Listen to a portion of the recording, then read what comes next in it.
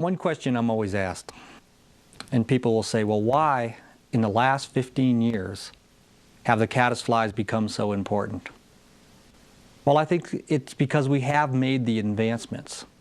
The most important stage of the caddisfly is the pupa when it emerges and rises to the surface. But 15 years ago, 20 years ago, people could not consistently catch fish when a caddis hatch was in progress. Now what you have to do is be able to catch fish when the caddis are emerging. And for that, you need a different fly. You need a fly that's been different than anything else that's really been ever tied. For that, we have the sparkle pupa patterns.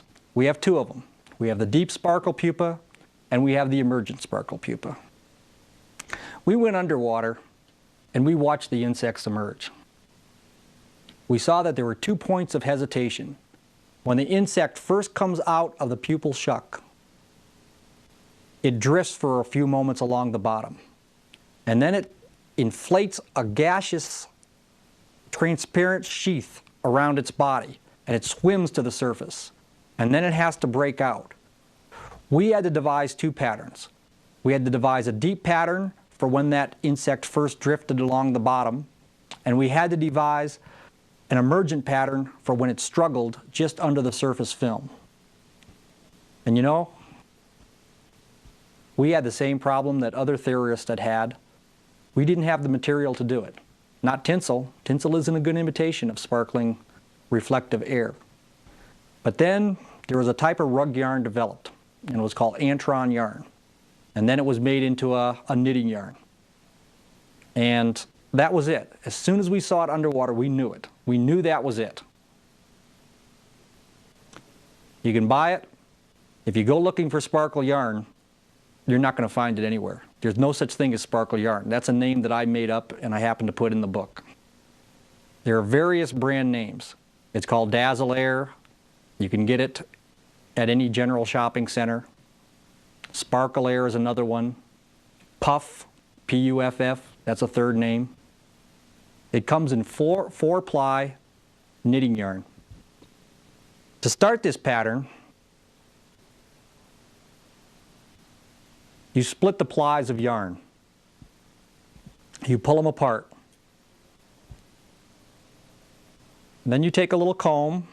I like a mustache comb, simply because I have such a great mustache. And you go ahead and you comb it out.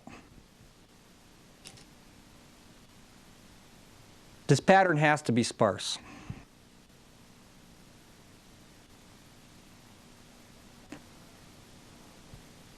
Tie one ply of the yarn on the top of the hook.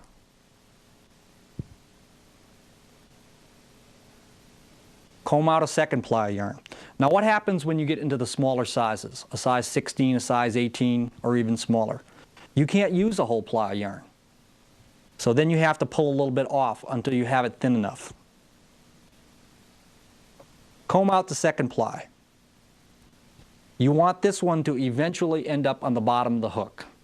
But don't try to get it under and get it perfect at first. Tie it into the top, and then just whip it under with your thread. Tie it back, and you now have the two plies of yarn, one on top, one on bottom. This is going to form a part of the fly called the overbody. Comb them out a bit more, and then just let them dangle. Let them stay there. You now are going to dub an underbody. Use your tacky wax. Pick up your dubbing. Now this dubbing is a mix. It's 1/2 sparkle yarn, 1/2 some type of fur. Usually I like an aquatic fur like mink or beaver. You just touch it to the thread and it's going to do something special. It just hangs right on there. And that's it. That's the full underbody. Don't wrap it on. There is no normal dubbing technique that will get it sparse enough and fuzzy enough. The secret of this is to have this chopped very fine, and you can't do it in an electric blender. You can't buy it prepackaged. Now, I just take a scissors and I snip it along very fine, and I chop it up, and then I mix it together. I take it and I wrap it and just run it up 3/4 of the way up the hook shank.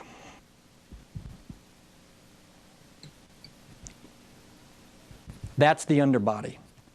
Now, I have the 2 strands of Antron yarn that I left dangling off. I take 1 ply and I spread it along the top of the hook. I don't try to get it loose. I don't try to get it spread super neatly at this point.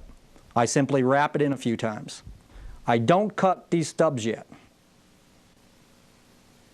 Same with the bottom. Make sure it's combed out.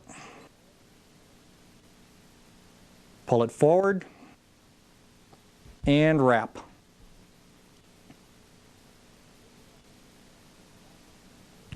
At this point, I want this to be very loose and very sparse. I take my scissors or dubbing needle, I reach in and I pull this to get it loose. And I can also spread it and arrange it a little bit at this time. When you look at this fly, you can see through this overbody. And in the water, when it gets wet, it's going to be pretty much translucent and just add a little bit of sparkle and life to the pattern. You know, underwater, we could see so much of what was happening. We knew the fly worked. We could see fish accept or reject an imitation. The worst possible pattern you could have is a latex fly. And we tried them. We tried to devise new patterns using latex. But it's so unnatural, it's so hard. It may look like the insect when you're holding it in your hand. In the water, this looks like what the insect appears to the fish. Once you've loosened it, you can then wrap it tighter, trim it up a little bit. At this point, I like to half hitch the fly just to make a stronger pattern. You now add a few soft hackle fibers. Underneath is a throat.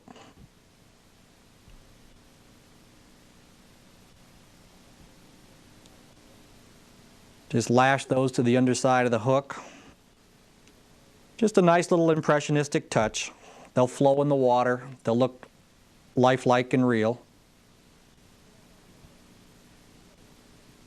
Put on a fur head. Now you have a choice. You can either take a few marabou fibers and wrap them on, or else you can put on a simple fur head.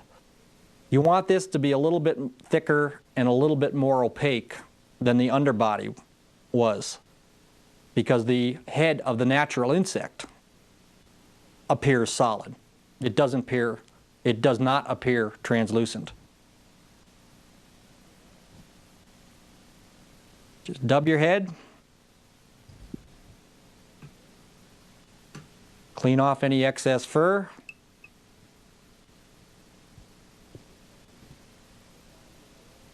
You whip finish, snip off your thread. But now, take a look at the finished fly. Look at it really close. The secret for the deep sparkle pupa? You use it before the hatch. An hour, 2 hours, because there's fish that are feeding on the first strays that are coming out, and the deep pupa will catch fish.